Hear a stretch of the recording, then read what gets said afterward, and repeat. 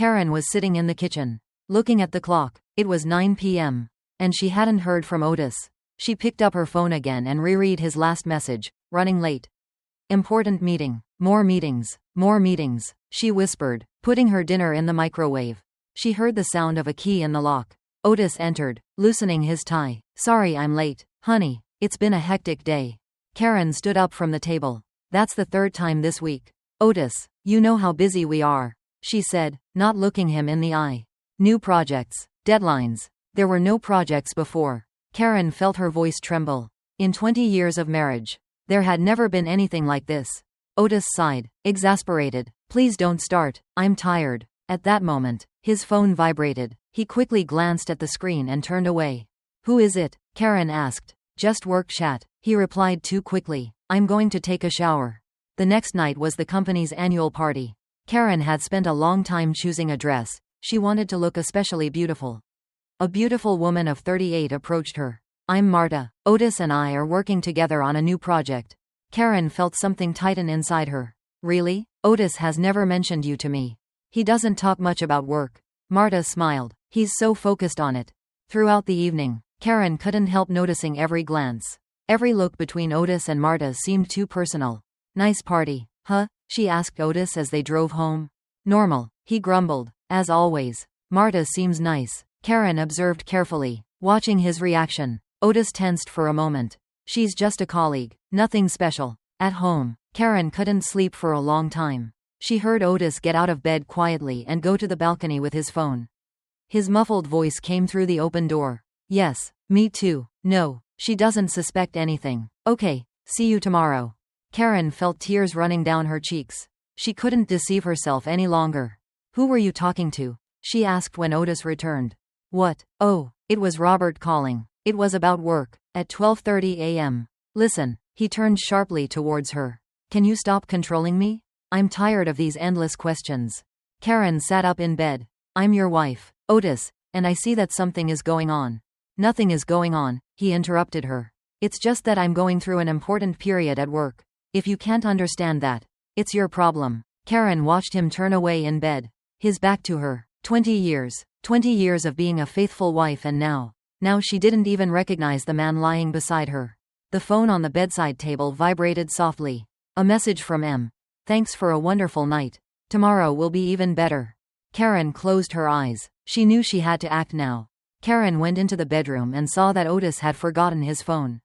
He had been in such a hurry to get to another, important meeting, that he hadn't even noticed. Her hands trembled as she picked up the device. Oh my God, what am I doing? She whispered to herself. This is a violation of his personal space. The screen lit up with a new message from Marta. Waiting for you. Honey, I booked our favorite table. Karen felt her legs give way. Oh God, not again. She sat on the bed and began to browse his messages. Hundreds of messages. Photos. Meeting plans. Marta. Yesterday was incredible. I can't wait to see you again. Otis. You are the best thing that has happened to me in years. Marta. And your wife?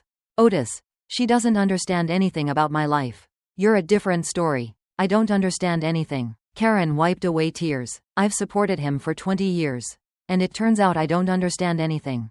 The phone vibrated with an incoming call from Otis. Karen quickly hung up. Yes, she answered the phone. Honey, I can't find my phone. It's out of the house. Let me look for it, she said, sounding surprisingly calm. Ah, yes, it's on the bedside table. Great, I'll come back for it. 10 minutes later, Otis burst into the bedroom. Why do you need my phone? Karen asked, looking at her husband intently. Just asking. He nervously stuffed the phone into his pocket. I have to go. I have an important meeting with Robert. Karen couldn't contain herself. With him? Otis tensed. Yes, with him. Just take care of yourself. The next day, Karen took the day off. She was sitting in her car at the entrance to a restaurant where she knew from the messages that another business meeting was scheduled to take place at 1 p.m. She saw Otis and Marta enter the restaurant. Holding hands, Karen pulled out her phone and started taking pictures. Here's the proof, she whispered, wiping away tears. 2 hours later, they left. Otis kissed Marta gently before they each got into their cars. That night, Otis came home late. Sorry, honey, I had an important presentation today. Really? Karen tried to control her voice. How did it go? Fine. I'm tired. I'm going to take a shower. Otis called out, do you want to go out this weekend? We haven't gone out in a long time. He turned around. Sorry, this weekend is not possible. I have important work to do. Of course, Karen whispered. You always have important work. That night, she looked at the photos on her phone for a long time. They showed the man she had once loved with another woman. A woman who was married to his boss. What have you done, Otis? She whispered. What have you done? Karen knew she now had all the evidence. She just had to decide how to use it. She remembered how Marta had boasted about her boss husband at the company party. Maybe he should be the one to tell him. Karen was sitting in her empty house looking at old photos. One of them showed her and Otis 20 years ago. So happy, so in love. Where did it all go? She whispered, touching the photo. Suddenly, the phone rang. It was her best friend. Linda. Karen, how are you? I don't know. Linda, Otis is going to be unhappy again. And when has he been happy lately? Her friend sounded bitter. Do you remember how he used to be? Karen closed her eyes, remembering their first years together. He was a different person. Linda, he used to bring me flowers for no reason. We would talk for hours. And then he got promoted. And everything changed, said Linda. Yes. Karen wiped away a tear. Do you remember that night 5 years ago? She recalled that terrible company party. It was the first time Otis had humiliated her in front of his colleagues. My wife. Oh, she just sells handbags. Nothing special. He laughed. But at least she has someone who cleans the house. Karen, why did you put up with that? Linda asked. Because I loved him. I thought it was temporary. That he would change. New memories assaulted her. 3 years ago, when she wanted to open her own store. Why would you want to do that? Otis had said disdainfully. You don't even have a saleswoman. Why do you need your own business? And then the comments about her appearance began. Maybe you should take better care of yourself. He told her. Look at the women of my colleagues. They all look like magazine covers. Otis, I work all day. And Marta also works. But she looks amazing. Karen shuddered at the memory. Now she understood why he mentioned Marta so often. You know what's worse? She said into the phone. He didn't even realize how he had changed. But everyone else did, Linda replied, especially after the incident with Tom. Tom was a colleague of Otis whom he had set up to get promoted. He took credit for his project and then accused him of incompetence. That was the first time I saw what he had become, whispered Karen, but it was too late.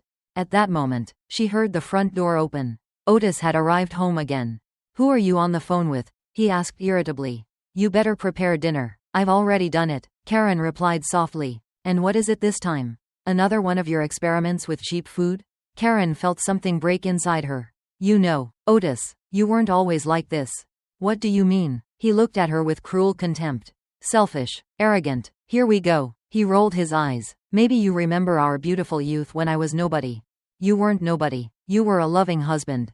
And what did I get for that? He turned sharply toward her. Love doesn't buy a house, a car, status. You know what does? Hard work and the ability to make tough decisions. You mean deceiving your colleagues? Humiliating your wife? I mean understanding what is important in life. He picked up his briefcase. Although, where are you going to understand that? You're still trapped in your little world of cheap handbags. Karen watched him walk upstairs, and suddenly realized that the man she once loved no longer existed. He had died somewhere along the way to his dream, leaving behind only an empty shell in an expensive suit and with a callous heart. Karen sat in her room and laid out all the evidence she had gathered, photos from the restaurant, messages, receipts. Each piece of evidence was like a knife in her heart. I have to do it, she whispered to herself. I have to put an end to this. The phone rang. It was Linda. Karen, are you sure? This is a very serious step. Karen took a deep breath. What else can I do? Just watch them destroy 2 families? But 20 years, Linda began. That's why I need to be sure. Interrupted Karen. Will you help me check it? Of course. What do you have? Karen picked up the first folder of evidence. I found the first message from Marta 3 months ago. At that time I didn't want to believe it.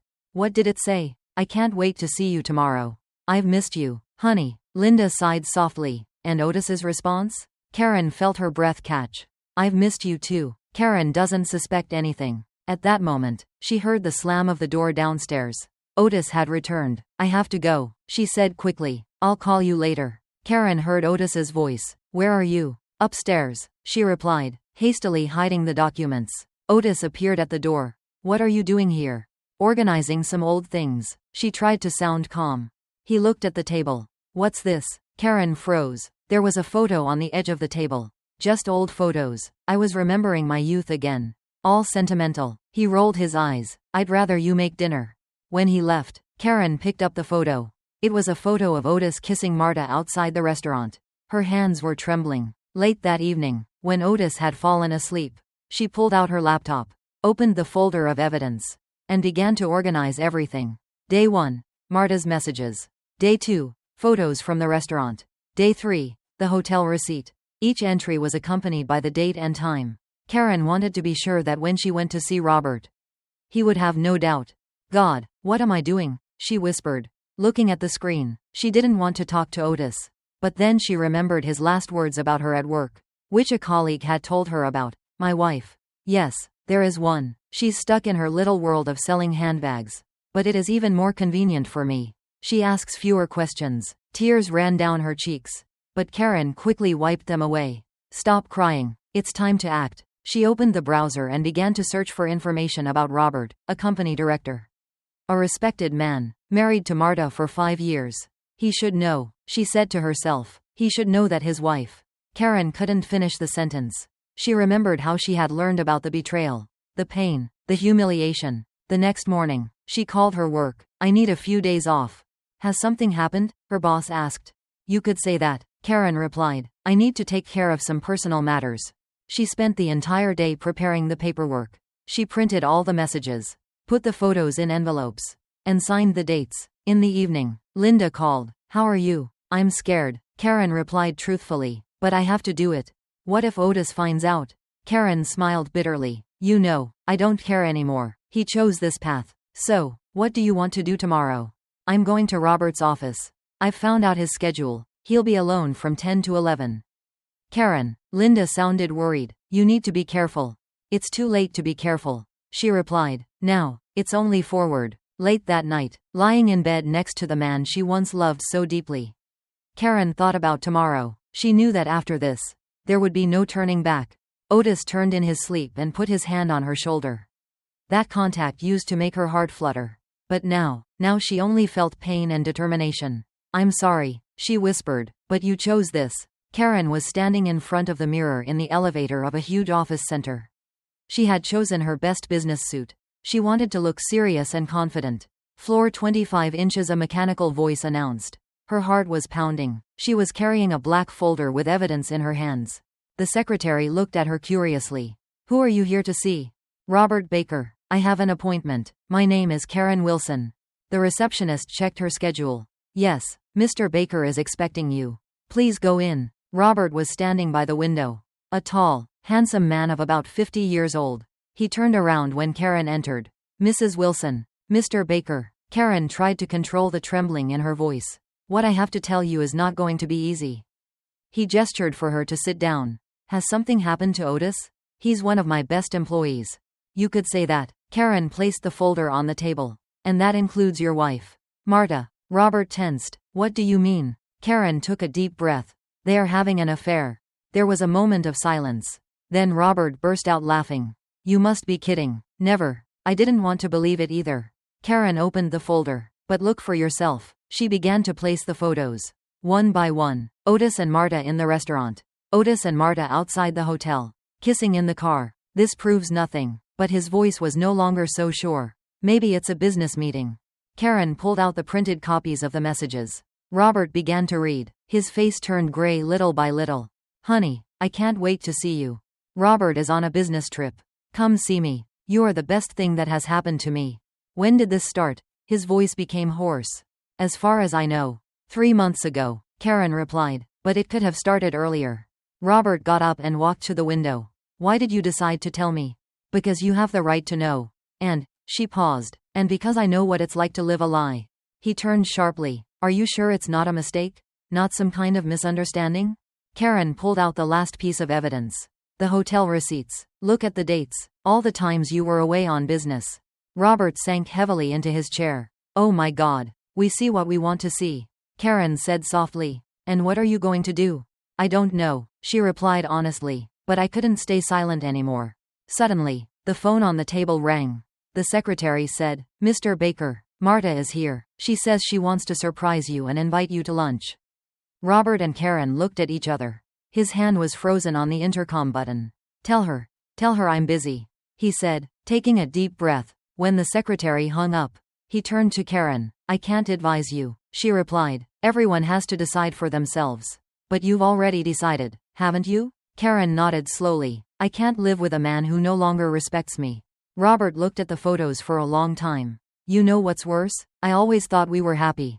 Marta seems so devoted. They all seem like it. Karen smiled bitterly. And now what? Now, you know the truth. The rest is up to you. She got up to leave. Robert asked suddenly, why today? Why did you decide to tell me today? Karen turned around. Because today is my wedding anniversary with Otis, 21 years. And you know what? He hasn't even mentioned it. Robert nodded slowly. Leave the papers. I need to think. At the door he called out to her. Mrs. Wilson, thank you for the truth. I won't let it pass. Karen nodded and left in the elevator. Finally, she allowed herself to cry. But they were not tears of pain but of relief. For the first time in months, she felt that she had made the right decision. Her phone vibrated. A message from Otis. Don't wait up too late tonight. We have an important meeting. Important meeting, she whispered. Well, that was about to change. Karen was standing behind the counter of the shop when her phone rang. It was a message from Linda. My cousin Maggie just called. You won't believe what's happening at the office. I'll tell you about it later, whispered Karen as she served another customer. Otis arrived home that night, unusually excited. Honey, pour me a whiskey. We need to celebrate tonight. Karen raised a surprised eyebrow. What's going on? Robert has personally praised my project, said Otis. He said he hasn't seen such quality work in a long time. It seems I'll be promoted soon. Later, when Otis went to shower, Karen called Linda. What's happening? Maggie says that Robert has started reviewing all the reports from last year. He's calling people for interviews. Looking at old projects. I don't know yet, but it's obvious he's looking for something. Linda added, by the way, he asked Maggie to look for the personal file of that young specialist that Otis fired last year. Karen remembered the incident. Otis had said, he's not up to the job. I keep correcting his mistakes. The next day, Maggie came to the shop. Hello, my friend. I decided to buy a new bag. Karen realized that it was an opportunity to chat. Is anything interesting happening in your office? She asked quietly, when no one else was around. Robert has been different, replied Maggie, especially with Marta. Before, they always had lunch together. But now he is always busy. At that moment, Karen's phone rang. Honey, don't wait up for me tonight. We have an important meeting with Robert. He came home late that night but happy. Can you believe that Robert invited me to play golf next weekend? That's definitely a sign. Karen listened in silence as her husband made plans. We'll buy a new house. A new car. Finally, you can quit your job at the store. What's wrong with my job? She asked softly. What's wrong? He laughed. It's not serious. The wife of a successful manager shouldn't be selling handbags. 3 days later, Maggie came to the shop again. Karen, you won't believe it. Robert called everyone who had worked with Otis on major projects. And what happened? It turned out that some of the ideas he presented as his own. Maggie looked around. In general, not everything is as clean as it seemed. Otis was very animated that afternoon. You know what Robert said today? That I'm the future of the company. He pulled out his phone. Look, I've already chosen some house options. With my upcoming promotion, we'll be able to afford it. His phone rang. It was Marta. Otis quickly left the room. A few minutes later, he returned, looking worried. Marta says that Robert has been acting strange lately. He keeps asking about our joint projects. And what's so strange about that? Karen asked calmly. He's the boss. It's not that. Otis waved his hand. Never mind. The next day, Linda sent a message. Maggie says there's an important meeting tomorrow. Robert is going to call everyone in person. Karen looked at the calendar. Friday. The day when everything could change. Otis was especially confident that afternoon. Tomorrow is a big day. Honey, I think Robert will finally announce my promotion. Karen looked at her husband and realized that he was so blinded by his ambitions that he didn't see the obvious. He doesn't realize that his world is about to crumble. Otis suddenly said, Aren't you ever afraid that everything will come to light? He tensed. You know, all your achievements. What are you talking about? Her eyes narrowed. What do you mean? Nothing. Karen shook her head, just thinking out loud. That night, she couldn't sleep for a long time. Otis was breathing peacefully beside her. unaware that tomorrow could be the beginning of the end of his perfect world. That morning, Otis was especially attentive. He brought Karen coffee in bed and said goodbye with a kiss. Today is a big day. Honey, tonight we're going to celebrate my promotion. Karen could barely contain her bitter smile. Of course, honey, good luck at the meeting. At the store, she couldn't focus on her work. Finally, Maggie called. Karen, you have to hear this. Robert has put on a whole show. What's going on? He called a general meeting. And you know what? He started by presenting all of Otis's projects from the past year. An excited Linda rushed into the store. Maggie continued. And then he called a young specialist, Richard, whom Otis had fired last year. And it turned out that the brilliant project that had earned Otis an award was actually a design by Richard. Karen felt her hands tremble. There's more. Robert showed the correspondence between Otis and Marta on their work computers. They were not only having an affair but also falsifying reports together. Marta helped Otis take credit for other people's ideas. And then, continued another colleague who had just entered the shop. Robert called 3 other employees. They told him how Otis passed off their designs as his own. Linda squeezed her friend's hand. Karen, wait, Maggie called again. Listen to me. Otis started denying everything, shouting that it was a conspiracy. And then Robert showed him photos of him and Marta and read their messages aloud. You should have heard them discuss their plans. Laugh at you. And at Robert himself. At that moment, a furious Otis burst into the store. You, he pointed his finger at Karen. You set this all up. Karen looked at him calmly. You were the one who ruined everything with your lies. Your intrigues. You stupid saleswoman. He frowned with contempt. You think you're so smart. Do you know how many years I've put up with your messes and how many years you've been stealing other people's ideas? She asked softly. How many people have you destroyed with your intrigues? I only took what was mine, he shouted. Those losers would never have achieved anything on their own. And I could have become a director. A director of other people's ideas. Shut up, he grabbed her arm. You have no idea what it's like to live with someone like you. At least Marta understands my ambitions. At that moment, his phone rang. He looked at the screen and turned pale. Robert, yes, I understand. His voice trembled. But yes, of course. He hung up and looked at Karen. His gaze lost. Are you satisfied? They've fired me. And Marta too. I'm sorry, Karen said softly. You're sorry? He laughed hysterically. You're sorry? You know what? I'm glad. I'm glad to be rid of you and your miserable world. Otis, don't make me start. She headed for the door. But turned around. You know what's the funniest thing? All these years, I've been ashamed of you. Of your job. Of your little world. And it turned out that you were stronger than me. And he slammed the door. Linda hugged her friend. I don't know. Karen replied honestly. I just don't know. Maggie called again. Karen, you're not going to believe it. Robert has reinstated everyone that Otis had unfairly fired and announced that the projects will return to the hands of the true authors. Karen nodded, feeling a strange emptiness inside her. 20 years of her life had been a lie. But now she was finally free. A week had passed since the scandal at the office. Karen was sitting in the kitchen when she heard the front door open. Otis had come to pick up his things. Oh, you're home, he said with disdain. You don't have to sell your cheap handbags today. I took the day off. Karen replied softly. I've packed some of your things. He laughed. How thoughtful. And you know what I was thinking? Maybe it's for the best. Finally, I won't have to blush in front of my colleagues about my saleswoman wife. Karen watched him walk upstairs in silence. In the bedroom, Otis began putting things into his suitcase. And what are you going to do now? Keep dreaming about having your own store? He sneered. Although, what am I talking about? You need brains and money for that. And you have neither one nor the other. I'll manage, Karen replied, trying to hold back her tears.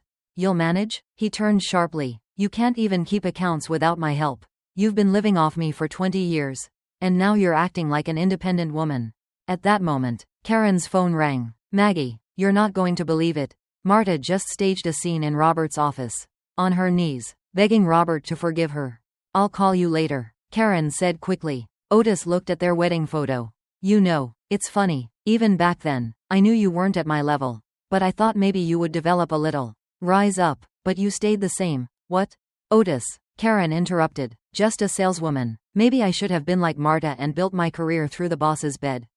His face contorted with anger. Don't you dare talk about her. At least Marta understands what a real career is. And you don't know the shame it caused me to introduce you to my colleagues. The next day, Karen met with her lawyer. Ms. Wheeler, let's look at the property, said the lawyer. Yes, it's been in joint names for 15 years and other assets, a car. Some savings. Karen thought. Most of it is in his name. He always said I was not able to manage money. That doesn't matter, Ms. Wheeler replied. By law, all jointly acquired assets are divided equally. At that moment, she received a message from Otis. I hope you're not counting on money. Seriously, I earned it all while you were playing with handbags. Karen showed the message to her lawyer. Typical behavior, said Ms. Wheeler. Don't worry, the law is on your side. That night, Karen returned home to find the house empty. There was a note on the table. I've taken the main things. Don't think you're going to get away with the division of assets. You don't deserve this house anyway. You won't be able to keep it with your miserable salary. Meanwhile, the phone rang. Otis, I wanted to say something. I'm listening. Robert gave me a chance. He said he would think about reconciliation. Are you angry with me? Otis, Karen shouted. Our time is over. I chose my family. Karen was carrying the business plan for her future store in her bag. The one that Otis had laughed at for so long. Now she could finally make her dream a reality. The next day, Ms. Wheeler arranged a meeting with Otis's lawyer. My client insists that all his assets were earned. He began. But my client spent 20 years running a household and supporting her husband. Ms. Wheeler replied. According to the law, this is also considered a contribution to the family's well-being. Karen sat in silence, listening as they divided her life. But for the first time in a long time, she felt not pain but hope. The couple hadn't decided anything. That night, Linda called. You know Karen, she said, looking at your business plan. For the first time in 20 years, I feel free. Yes, it's scary. Yes, it hurts. But finally I can dream. I can plan. I can live. Karen replied. What are you going to do now? First the trial, then I'll open my store. Karen said firmly. Otis doesn't have to think that I'm not good enough. I'll prove to him and to myself that I can do my best. She took off her wedding ring and put it in a box. It's time to start a new life. Without humiliation, without doubts, without Otis. Karen was standing in front of the courthouse, clutching a folder of documents. Today was her final hearing, and she would officially be free. Are you ready? Asked Linda, who had come to support her friend more than ever. More than ever, Karen replied. In the courtroom, she saw Otis sitting with a gloomy face. Neither Marta nor any of his colleagues were nearby. Well, then, the judge began. The property has been divided according to the agreement. The house has been sold, and the money has been split equally. Does anyone have any objections? Otis suddenly stood up. Your Honor, I would like to withdraw the divorce petition. Karen's blood ran cold. On what grounds? I think we can work it out. Otis turned to Karen. Honey, let's try again. I've changed. I object, Ms. Wheeler said firmly. My client insists on the divorce. The judge looked at Karen. Mrs. Wilson, do you want a divorce? I want a divorce, she answered clearly. There is nothing to fix. Otis tried to approach her after the hearing. Karen, listen, I've found a new job. It's not as prestigious, but it's enough now. Karen raised her hand. You haven't changed. You're just alone. That's not true. He grabbed her hand. I've realized my mistakes. Without you, everything has lost its meaning. And Marta? Karen asked calmly. What about Marta? She went back to Robert. He lowered his eyes. But I never loved her like I loved you. She can't help you with your career anymore. Karen gently released his hand. Goodbye, Otis. A month later, Karen was standing in front of a small shop in a shopping center. Her dream was finally coming true. Her own boutique. I can't believe you did it. Linda hugged her friend. What are you going to call the store? The New Me. Karen smiled. Because it really is the new me. She invested all the money from the sale of her house in this business. She rented a small shop, bought the first batch of products, and did a nice renovation. You know, Linda said, hanging her bags. Otis asked about you. He said he wanted to come to the opening. Karen shook her head. No, this is my new life. Without him, the opening day was a surprising success. Customers were flocking in, and they all liked the cozy interior and the attentive attitude of the owner. In the afternoon, when she was about to close, the bell rang and she received another visitor. Otis was at the door. It's impressive, he said, looking at the store. I never thought you were capable of this. That was your mistake, Karen replied. I came to apologize, he went on, and to tell you that I'm proud of you. Proud? Karen smiled bitterly. But what about that stupid saleswoman thing? What about the unqualified one? The burden around your neck? I was a fool, He tried to take her hand. Let's start over. I'll help you with the business. No, Otis. She stepped back. I don't need your help anymore. And I don't need your humiliation either. But we've been together for 20 years. That means nothing. Karen nodded. It means that I've spent 20 years living someone else's life. And now I want to live my own. At that moment, an older lady entered the shop. Are you still open? I'm looking for a handbag. Of course. Karen smiled. Let me help you with that. Otis stood there, watching how she spoke professionally to the customer. How confident she seemed, and how her eyes shone. She was not the woman he knew. She was the new Karen. Strong, independent, happy. Good evening, she said to him and left. She hadn't even noticed he was gone. She was engrossed in a conversation with a customer. Later, when she was closing the shop, she called Linda. You know, he came. And what? Nothing. Karen smiled. I just realized that I no longer felt pain, or anger, or resentment, just nothing. That means you really let him go, her friend replied. Karen walked to the window of her new and cozy home. Smaller than the previous one but truly hers. You know, I've finally understood what true happiness is.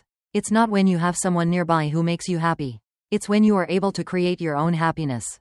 And what's your plan now? Linda smiled. To live, Karen replied simply. To grow my business. To travel. To learn new things. Just to live, my friend, for the first time in years.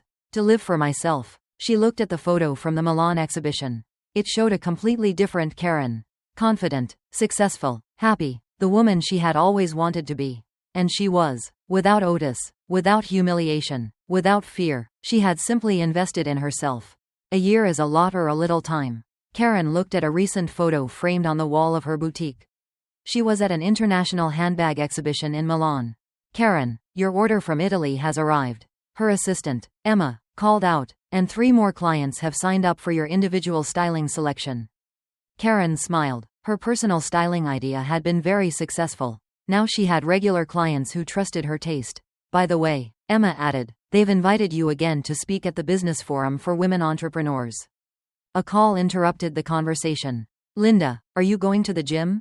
Did you remember that there's a new program today? I'll be there in an hour. Karen looked at her reflection in the mirror. Regular workouts had changed not only her figure but also her posture. Now she held her head high and looked to the future with confidence.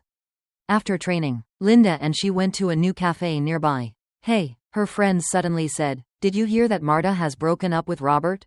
Karen took a sip of her smoothie. I'm not interested. To be honest, you know what's funny? Now she's just a manager in a small company. The same as Otis. Karen raised a surprised eyebrow. Do you know anything about Otis? Now he works in a small company. He's just an office worker. Karen was thoughtful. For a whole year, she had deliberately avoided any news about her ex-husband. A few days later, fate decided to play a joke. As she was leaving the business center after a meeting with suppliers, she literally bumped into Otis. Karen was clearly confused. You look amazing. She looked at him. He had lost a lot of weight. His suit was not so expensive anymore. And his eyes were tired. Thank you, Otis. How are you? I work nearby. He gestured with his hand. And you? I heard you have your own business. Yes, an accessories boutique. I just got back from an exhibition in Milan. He shifted uncomfortably from one foot to the other. How about a coffee? Karen hesitated but agreed. 15 minutes. No more. I have a meeting in the cafe. Otis turned his cup between his hands for a long time. You know, I often think about us. About how things have changed. Really? Karen looked at him calmly. Yes, I was a fool. Karen, I thought status and money were the most important things. But it turns out, that what turned out, Otis? That real happiness was there. And I didn't appreciate it. Karen shook her head. No, Otis, it's not happiness that you regret. You regret the comfortable life that you lost. That's not true. He took a step forward. I have realized my mistakes. Look at you. You've become so successful, so beautiful. That's exactly what proves me right. He smiled sadly. You only notice me when I'm successful. And when I was a simple saleswoman with the dream of having my own store. You laughed at me. I can change. His voice became pleading. We can try again. Now I know the price of my mistakes. You know what's the funniest thing? Karen finished her coffee. Now I'm happy. Otis, really happy. But we've been together for so many years. And that's why I know that I don't want to go back to the past. She stood up. Goodbye, Otis. Live a happy life. Karen grabbed her hand. You have no idea how bad I feel without you. And you have no idea how good I feel without you. She replied softly, releasing his hand. That's the difference. When Karen left the cafe, she felt strangely relieved. It was as if the last thread that bound her to the past had finally been broken. That evening, she told everything to Linda. You know what's the strangest thing? I felt nothing. Neither pain, nor joy, nor anger. Just emptiness. That means you really let him go, her friend replied. Karen approached the window of her new and cozy home. Smaller than the previous one but truly hers. You know, I've finally understood what true happiness is. It's not when you have someone near you who makes you happy. It's when you are able to create your own happiness. And what's your plan now? Linda smiled. To live, Karen replied simply. To grow my business. To travel. To learn new things. Just to live, my friend, for the first time in years. To live for myself. She looked at the photo from the Milan exhibition. It showed a completely different Karen. Self-confident, successful, happy, the woman she had always wanted to be. And she was. Without Otis, without humiliation, without fear, she had simply invested in herself.